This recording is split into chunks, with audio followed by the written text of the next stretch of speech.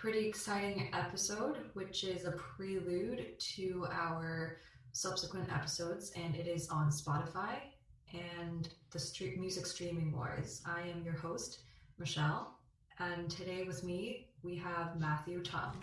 Hello, Matthew. How are you doing today? I'm doing great. How are you? I'm good, thank you. So did you want to start out with a few news updates about the from the music industry?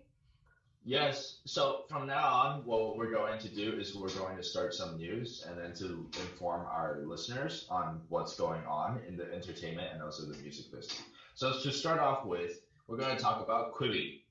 Quibi is a very strange business. Quibi recently announced that it will basically give up and forfeit its market into the video streaming market. So Michelle, I Quibi is such a strange business. Why do you think specifically? Why do you think Quibi failed? Before I answer that question, can you tell me a little bit more about what Quibi is? Just a little summary of what their business is in general. See, like that's already the problem, right? Nobody knows what it is. Basically, Quibi is just a combination of and YouTube and Netflix. A lot of its content is more this short video streaming platform. So yeah, so why did they fail? Yeah, actually, it's interesting because I'm scrolling through their website right now and looking at their list of shows, which I have never heard of before in my life.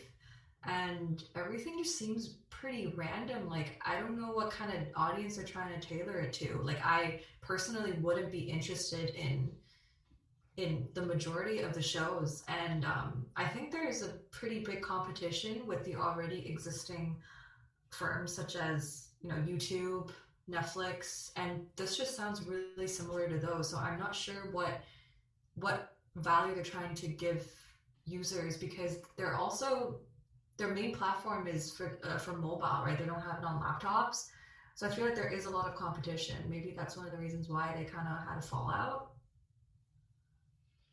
Yeah, yeah, you pretty much summed it all. And also, I have to, they first of all, you talked about how they started in 2018, and they launched it around I think March or April, which is when the pandemic started hitting. And the whole point of them launching it during March was because they thought the pandemic would induce the entire viewership and also induce like this whole the audience and the streaming subscription, and it turned out a completely epic fail. Yeah, and also there's a mix of like entertainment and information based content. So I'm not sure which way they're trying to go with.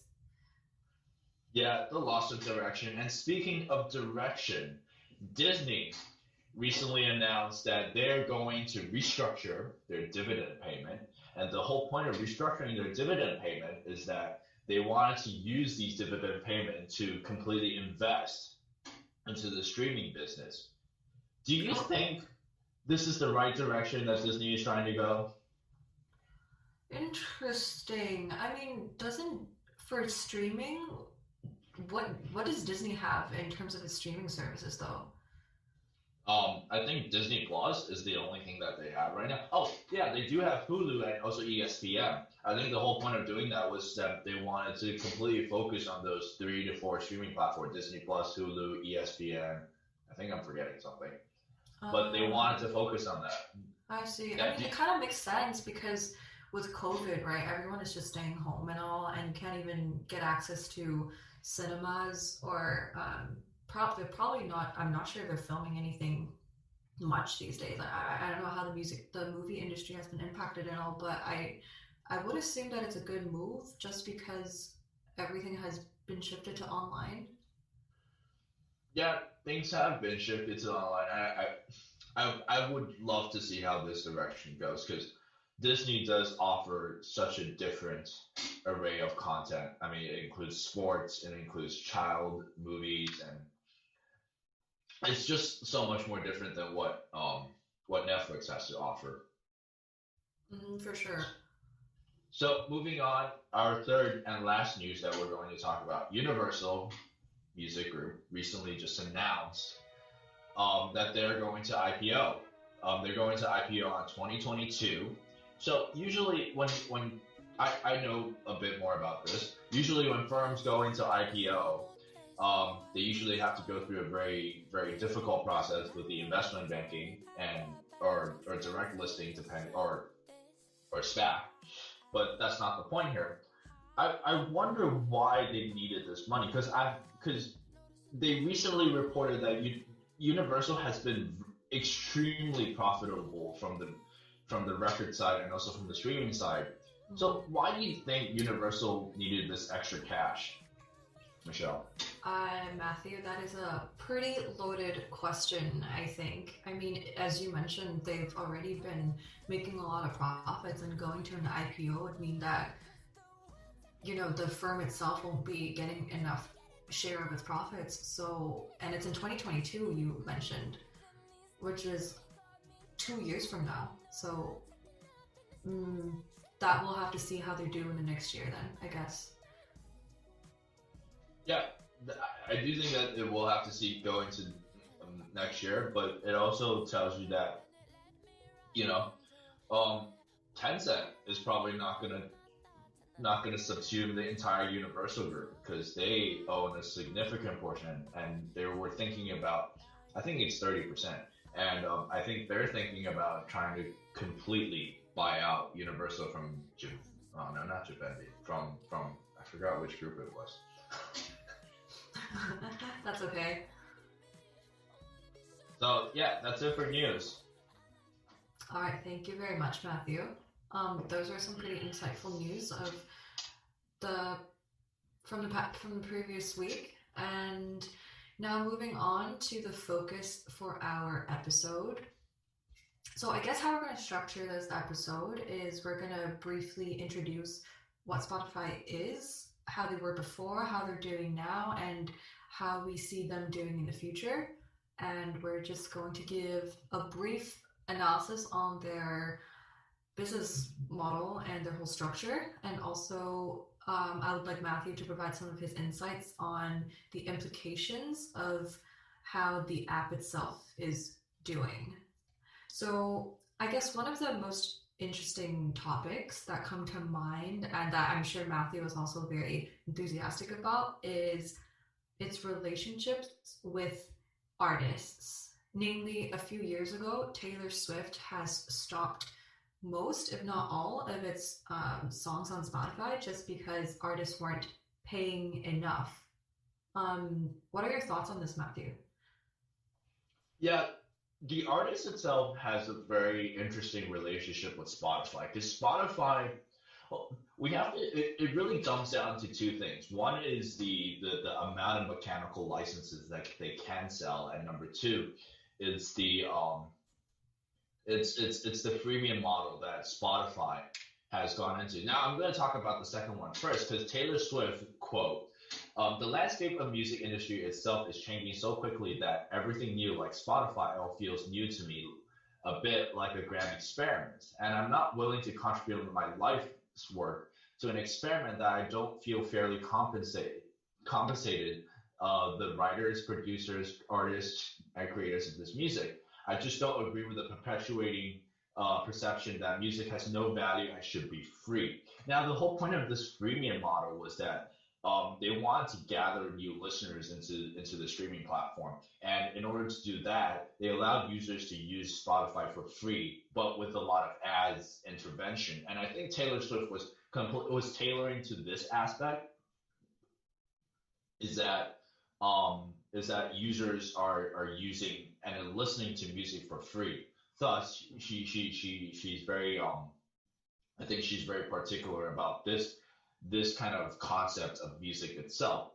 I mean, it's really strange that like a lot of the artists, I feel like the artists um don't complain or maybe don't confront about a lot of the other streaming platforms, so such as YouTube, because they also offer a lot of free content, such as music videos and all that. However, it's rare for musicians or artists to confront them. So I find that kind of there's a lot of mismatch in terms of communication because Taylor's Daniel Ek, which is the CEO of Spotify, also said that they've cleared things out with Taylor Swift. So it's nothing hostile.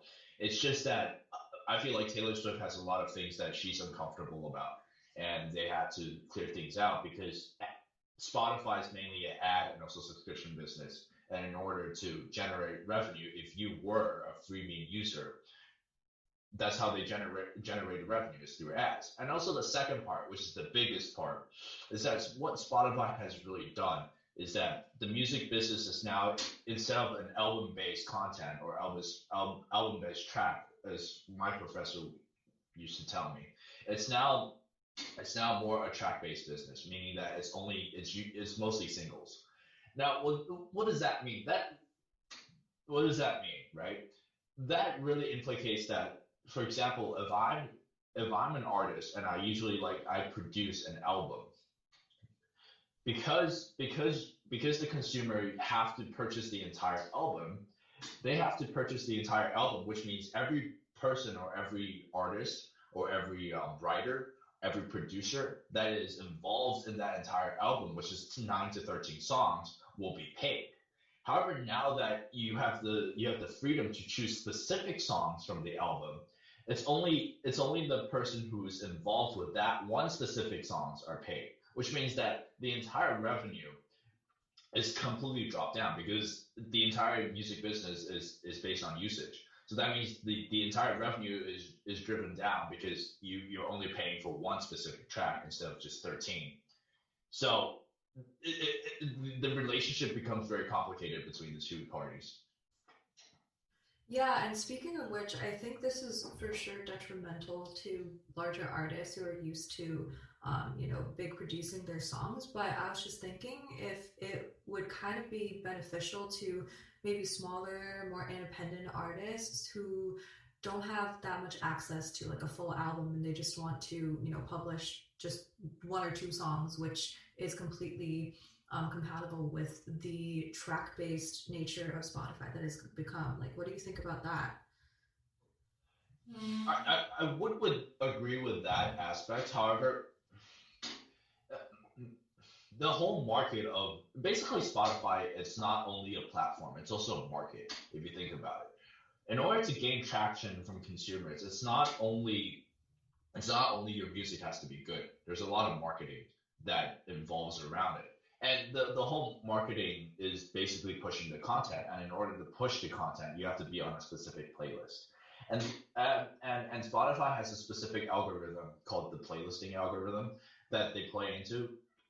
The playlisting has two types of different one, but specifically algorithm. And in order to be on the playlist, in order to push your content into playlists, therefore be listened by the consumers, is that you have to follow that algorithm very closely. And nobody knows the algorithm, right? Mm. Because they created it themselves. So nobody knows the algorithm. You just have to kind of follow it. And it's also changing. It's also not immutable, which meaning that it changes.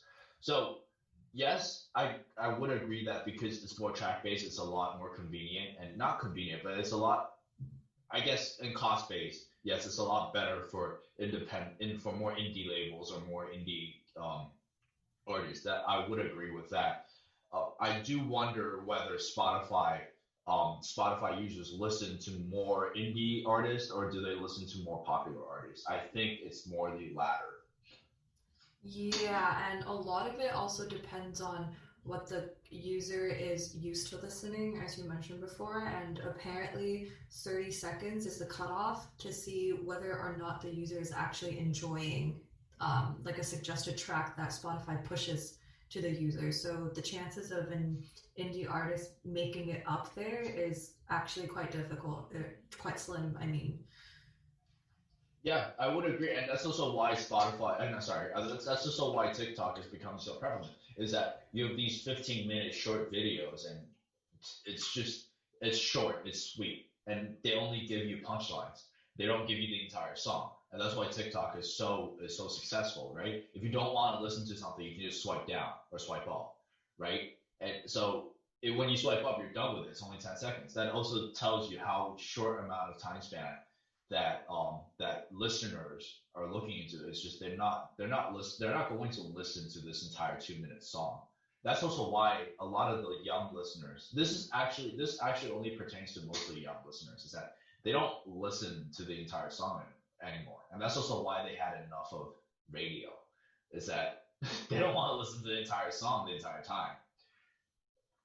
Yeah, for sure. Like our generation is so different to our parents' generation where they were so used to, physically going into a store that sells vinyls or record labels. But now everything is just done more conveniently and more consumer focused on these music streaming platforms.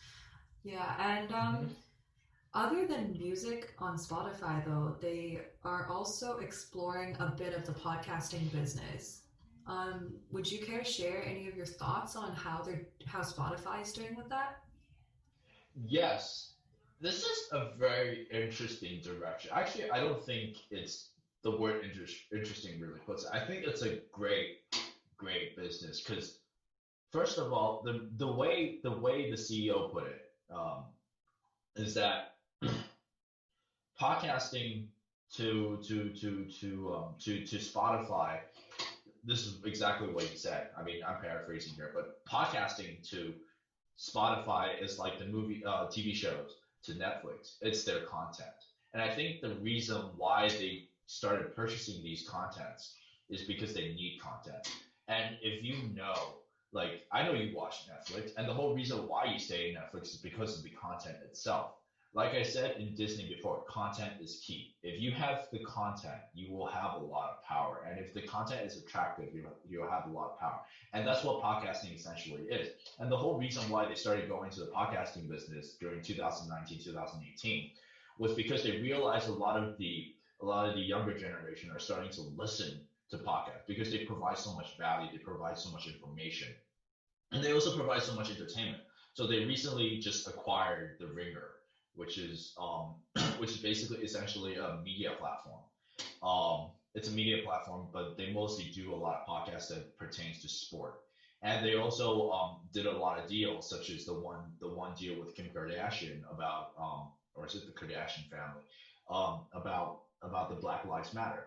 And the investors who look at this completely agree with this whole idea of podcasting completely into harping. I mean, the stock market has completely just shot up because of this good news, because they believe that podcasting is the business, and they believe that podcasting is the attraction of for users, and is the reason why users are going to stay using Spotify. Mm-hmm. Yeah, for sure. And all of this whole thing about pushing more content available to users is just for them to keep coming back to the app and to increase their content, the usage time on their app itself. Yeah, And pretty mhm. much. Yeah, go ahead. No, sorry, did you want to continue? No, no, no, no. I was just agreeing with you. I see. Yeah, I also wanted to ask because Spotify is kind of dominating the whole industry for now. I mean, if we look at this graph that we have up, it constitutes 35% of the global music streaming paid subscriptions by brand share, and this is last year in 2019. Of course, this doesn't include free streaming, which also has, I think, YouTube. Here, there's YouTube Music, but they do have a pretty large share. And coming up next is Apple Music at 19% and Amazon Music at 15%. So, what do you think Spotify has an edge on that other competitors don't, or vice versa? Well, one is content. Obviously, the competitive advantage is definitely content. They have a lot more content, whereas Apple Music does not produce this content. It simply distributes the content. Things such as like the Michelle Obama podcast, it's on Spotify, and it's Spotify owned content. Um, Apple does distribute these podcasts, but they don't own it, which means they have to sign an agreement with Spotify, and they have to pay a portion of that cash to Spotify. That's one of the many competitive advantage of owning content, is that this is one of the This is one of the competitive advantage. And the second competitive advantage is that they completely dominate the monthly active users. The monthly active users I recently searched completely shot up, I think, to 290 million in the third quarter of 2020, and Damn. that completely just Apple Music is not even close to that number. And a lot of people say like their biggest competitor is Apple Music, which I agree. However, Apple Music does not have the cliche or the power that Spotify has, despite the fact that they have so much capital behind them, right? And I think this is a testament to what Spotify has done in order to in order to stay in that position. Because you have to realize for streaming music, it's not difficult to switch. In fact, it only takes 1 second to switch. All I have to do is I stop one payment and I just move to another. It's just $5 or $10, whatever it is, and then I just switch it like that. And so the fact that they're able to completely just go berserk and completely dominate this industry and just maintain their power speaks to the great things that they have done in order to maintain that status. However, I have to say that the recent Apple, I think the Apple One product, which is the combination. I think if you pay like $22, you get the combination of the Apple games, the all the Apple News, and all the Apple Music. That subscription service is something to look out for because I wonder if Apple is going into the value play here because they think that they have so much money behind it, they don't mind losing that marginal value in order to just trump a competitor like Spotify. Yeah, for sure. And another competitive advantage, as we've mentioned previously, is definitely their playlist and how their content is so curated to the specific user. But I have to ask you this question. Do you use Spotify or Apple Music or any other streaming services? I have used okay, I've used Spotify. I've used Tencent Music, Oh. which is yeah, I've used Tencent Music. I've never used I've never used YouTube Music. I've tried using Amazon Music. It's a little clumsy. I've definitely used Apple Music, and also there's one more that we haven't talked about, Tidal. I've also tried using Tidal, and I'm just gonna tell you right here, I do not enjoy Tidal's Tidal's platform. It's not the interface itself; it's the way it conducts its business. It's not very attractive, but I would say that I enjoy Spotify just a lot more. I mean, what do you use? hmm Yeah, I use Spotify, and I'm actually on a family plan with a few of my friends, so it's actually cheaper than the student discount if you divide it evenly. So Is it like three yeah, dollars? it's I think it was about yeah about that Three like dollars per person, right? like $4 Canadian. Yeah, pretty much the same. But yeah, I love Spotify. I mean, What makes you love Spotify? well, I have for starters, like I have a Google Home, so when the songs are running out or there's not enough content in your current playlist, it just automatically switches to, whatever songs Spotify would think you would like, whether or not you've put it in your liked songs or not. So I like that automation because sometimes I get the feeling that, oh, wait, is this a song that I liked or not? Because it's so like what Spotify recommends is so similar to what I normally listen to. Like I actually find it crazy. So the convenience of it is what makes me love the app. Yeah, it's basically YouTube, right? They just push you these content that you love. Yeah, for sure.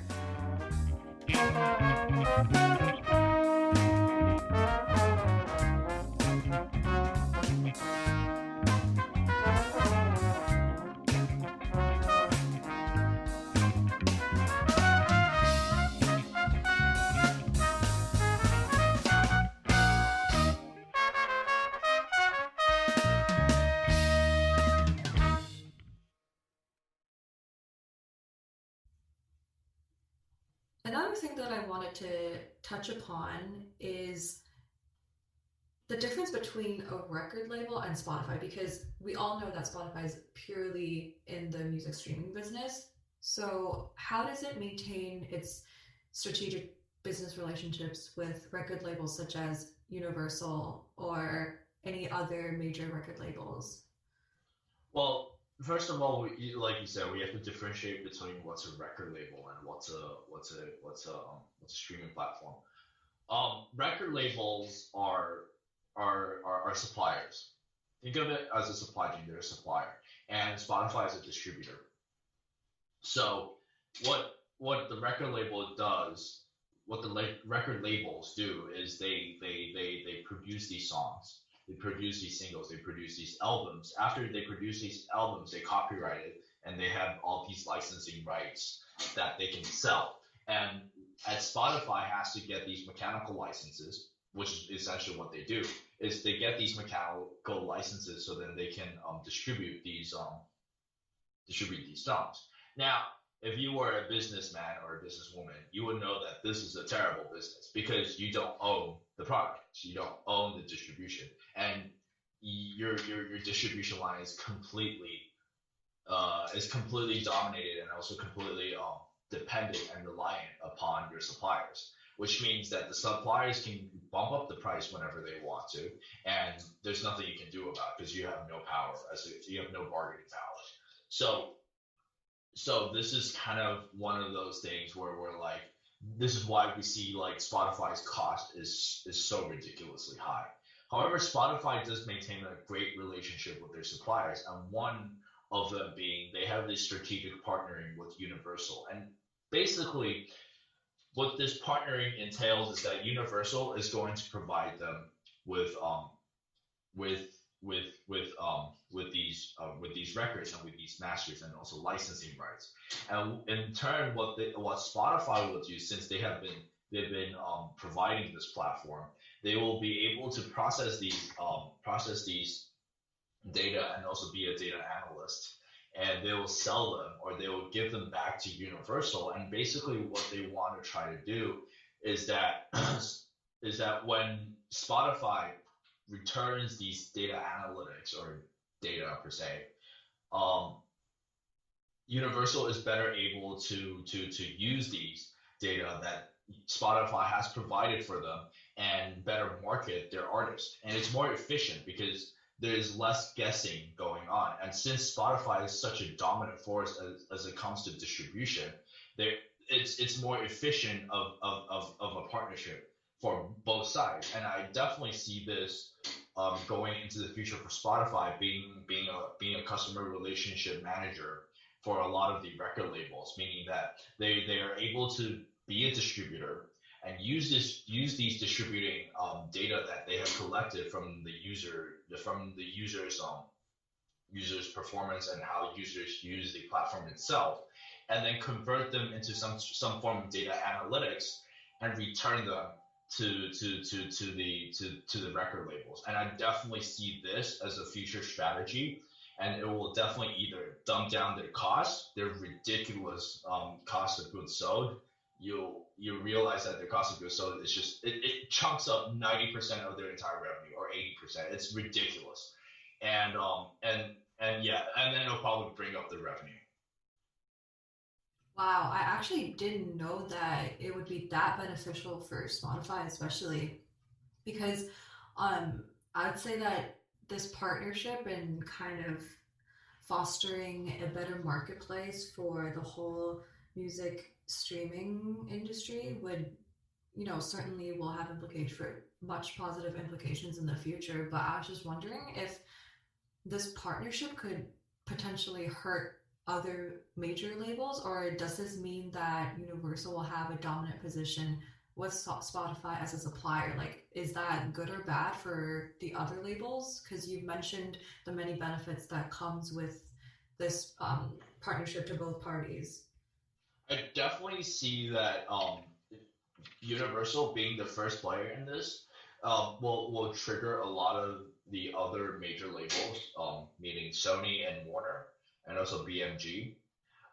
It will trigger them to think about whether they want to be a strategic partner. Will trigger them to have a strategic partnership with Spotify. However, mm, I would like to. I do think that Universal, well, no, sorry, not Universal. The other major labels, Sony and Warner, would see how it plays out because I feel like this entire, like you said, this entire thing is very one way. It's that they don't have much supply and bargaining power. So I think the fact that this is happening is good news. Is more good news towards Spotify than it is towards the major record labels. I don't think it's gonna hurt either side, but I think that the other major labels are definitely gonna see how it goes, and they'll probably join the party. That is very interesting. I guess then we can move on to another topic in regards to Spotify. I think you've provided a lot of your views on how Spotify is doing in general right now and what it is trying to strategically do with other companies in the industry. But well, it's interesting because in the beginning of our podcast we mentioned, wait, what was their name again? Quibi? Oh my god, yeah, this name doesn't even resonate with me. So that just kind of shows, that the naming is not a good strategy. Anyway, yeah, would you expect any other new emerging players that are similar to Spotify, seeing how successful they have been so far? But then also they've launched this, I mean, maybe 10 years ago, right? But they didn't start making profits until maybe later in their um business history, or like in this third quarter or something. So would you expect to see more players like this similar to Spotify? I guess this is kind of trailing into the end of the podcast as well, for look kind of forward looking. See, for 10 years, or is it 15? I can't remember. For 10 years, Spotify has not been extremely profitable. And as an economist, you should know if a business or if an industry is not profitable, more likely than not going to, you're probably not going to attract new competitors. And Spotify has only recorded their most recent profit, like I think 2 quarters ago, or is it? Yeah, the first quarter of 2020, and it's mostly because of the pandemic. I think it's mostly induced by the pandemic. So I don't think that there will be extra players, but so I'm very confused why Amazon, why Apple. Well, Apple has been here for a while, so let's not talk about why Amazon, why, yeah, basically why a lot of these big tech firms would want to join the fray here because it's not yet a profitable business that's up for grab, and it's also a money losing business for now. Yeah. So in terms of that, I'll be curious to see what happens. But I do think that since Spotify has such a dominant position, and they're also so like they constantly want to they constantly want to do new things. And one of the new things that they want to do is actually 3D audio, which I completely think that this is a very new new business that they should tailor themselves into, um, and they should tip their toe into, because essentially 3D audio implicates that they're probably going to touch into augmented reality, which is something that I'm very excited about. So I'm very curious into see how the other players look into Spotify's financials and go like, hey, maybe we shouldn't join the fray, and then all of a sudden they come out with something, they come out with a really strong financial, and everybody's like, oh, we're late to the party. So I'm very curious to see that. I don't think there will be extra new players because, like you said, Quibi has completely failed. That's just because the streaming war is just, you don't want to be caught in the mid fire between the big powers here. It's just not a good war you want to fight unless you have something good you can show for. And there's also there's also one more thing that I want to go into, is that when we look when we look forward into Spotify, that I do think that Spotify does have a competitive advantage. How in terms of like just the user base. However, most of their user base really comes from the North America. I mean, if you look at their financial reporting, I think it's 35% comes from North America, and another additional 20% ish comes from Europe. And what's even more interesting is that only less than 11% they call it the rest of the world, which means that that includes basically Asia, and they have not completely penetrated Asia. One being they have Japan being one of the many countries that have not been caught up to the streaming this whole streaming trend. Um, is one of those countries that should be generating a lot more revenue for, or generating a lot more users for Spotify itself. They should bump up that 11% maybe to 20, maybe to 20% ish. So looking into Japan and also into Southeast Asia, they can't go into China anymore because China has been blocked basically by Tencent and Alibaba. So it's really difficult to go into there. What's also Yeah. interesting is you would realize that a lot of the music streaming business is actually dominated. Well, not dominated, but also the biggest players are usually the big tech firms like Tencent, like Apple, like Amazon, like Alibaba. Yeah. Mm-hmm. So Spotify is in a very peculiar situation, but I definitely think they can pull it off. Yeah, for sure. You brought up a good point because Tencent Music share of global music streaming paid subscriptions is a good chunk of 11%, and that is only in China itself, I believe, which is, comparatively to Spotify, like they already have like most of the one country as their profits as opposed to, Spotify trying to tackle every single country in the world. And yeah, you I mentioned mean, also like, go ahead. yeah, I mean, this one country is basically one more than 1/5 of the entire world, like population wise. So it's a hmm good one. Yeah, yeah, and also like the barriers to entry for this industry is pretty high, and as for consumers, the switching cost is really extremely low. As you mentioned before, you can switch from one app to the other super easily, but the bargaining power for suppliers is actually, I would say, it's quite high since it's most of the record labels and they do own their own music. So it would be interesting to see if there will be any other players that are emerging in the future. I Well, would say that a lot of the major record, sorry, I'd like to say that a lot of the major record labels do really depend on these streaming businesses because the streaming, for listeners who don't know how big of a business streaming business is, it accounts for 80% of the entire music revenue. It's ridiculous. It accounts for 80%, 80, 80, 80. mhm. And this is, we're counting live music. It used to be live music, and it used to be also CD sales, but now it's streaming. That just tells you how big of a power these tech firms. Essentially, that's what Spotify is. They're a tech company. These tech firm holds. So I just want listeners to know that.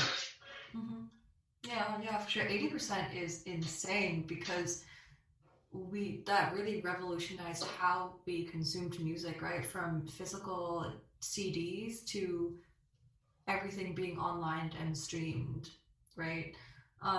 I mean, do you have anything else you want to add about Spotify and any last words, Matthew?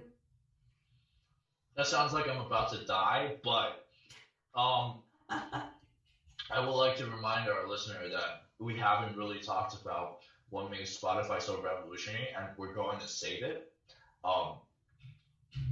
Um, we're going to have a guest, a very special guest. He's my professor, and we're going to talk about how Spotify has revolutionized the entire music business, and this has something to do with the radio business. Ooh, that sounds very exciting. I'm looking forward to that episode. But before we wrap things up for the Spotify episode, Matthew, do you have any recommendations for, I mean, not recommendations, but do you have any songs you want to share for your music of the week? Yes, I do, and this has been one of my favorite artists, Ariana Grande. She's my queen. You're basic. Not Yes, my queen, not just Beyonce here. Ariana Grande, my queen, the queen of my heart. I mean, I also love her, but you're basic. Come on, don't do that. She recently just posted. She recently just posted on YouTube her newest single, which has a lot to do with the topic that we went into today. The song that I'm going to look into is Ariana Grande's Positions. I have not listened to this music, so I'm very curious to see what Ariana Grande's new music is going to sound like. It doesn't look like this music has any features. Not like previously, it was Lady Gaga featuring Ariana Grande, and also Justin Bieber featuring Ariana Grande. This is her own single, so I'm very curious to see what she comes out after her bomb. I mean, just absolutely terrorizing, awesome album that she came out last year. Thank you next. So I'm very excited to listen to this album. Yeah, I mean, speaking of Ariana Grande, I think she was one of the females who's hit top 5 artists on Spotify in whatever, I forgot which year specifically, but that's pretty phenomenal. That's, that's I think it was 3 of her songs that went in the top 5. Mm-hmm. I can't remember. It was Thank You Next, Seven Rings, and something. I can't remember the other one. Yeah, something like that. Mm-hmm. Thank You Next. Yeah. Well, I don't really have a music of the week because I've just been shuffling between playlists and nothing really, hits me to the core so far. So I'm going to save that for another episode if anything does come up. All right. Yeah. So yeah, thank you, listeners, and we will see you in our next episode featuring a very special guest. And I'm really looking forward to that episode. Goodbye, Matthew. Bye.